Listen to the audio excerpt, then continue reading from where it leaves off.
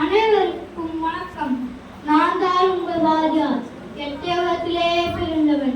நாட்டு விடுதலைக்கு பல பாடல்களை பாடியவன். ஆணும் பெண்ணும் சமம் என்றவன். பெண்களுக்கு மரியாதை கொடுத்தவன் என்று கூறியவன். நாம் இருக்கும் நாடு அது நமது என்றவன். அது நமக்கே உரிமை குரல் கொடுத்தவன்.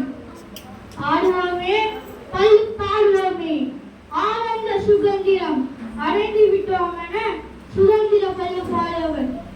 வாழ்க பாரதம், வந்தே மாதரம். வணக்கம்.